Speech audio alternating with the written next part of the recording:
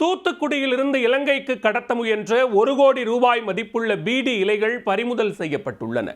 கடத்தலில் ஈடுபட்டு தப்பிச் சென்ற கடத்தல்காரர்கள் சிக்குவார்களா?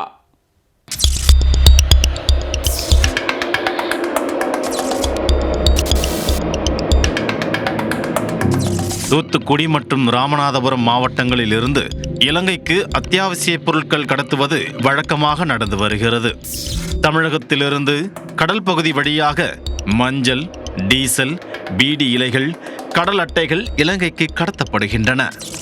இதேபோல இலங்கையிலிருந்து தமிழகத்திற்கு தங்கக்கட்டிகள் மற்றும் போதைப் பொருட்கள் கடத்தப்படுகின்றன.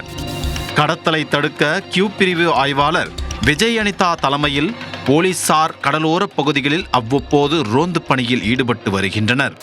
தூத்துக்குடி மாவட்டம் தாளமுத்து நகர் அருகே உள்ள சிலுவைப்பட்டி கடற்கரை பகுதியிலிருந்து இலங்கைக்கு பீடி இலைகள் கடத்துவதாக கியூ பிரிவு ஆய்வாளர் விஜய் அனிதாவிற்கு தகவல் கிடைத்துள்ளது. இதையடுத்து போலீசார் சம்பவ இடத்திற்கு சென்று தீவிர சோதனை நடத்தினர். அப்போது சிலுவைப்பட்டி கடற்கரை பகுதியில் 2 படகுகளில் வெள்ளை நிற மூட்டைகளை ஏற்றிக் கொண்டிருந்தவர்கள் போலீசாரை பார்த்ததும் தப்பி ஓடிவிட்டனர். மூட்டைகளை திறந்து பார்த்தபோது 3 டன் அளவிற்கு பீடி இலைகள் இருந்தது தெரிய வந்தது. 1 கோடி ரூபாய் மதிப்புள்ள பீடி இலைகள், கடத்தலுக்கு பயன்படுத்தப்பட்ட 2 ஃபைபர் படகுகள், 1 சரக்கு வாகனம் மற்றும் 2 சக்கர வாகனத்தையும் பறிமுதல் செய்தனர்.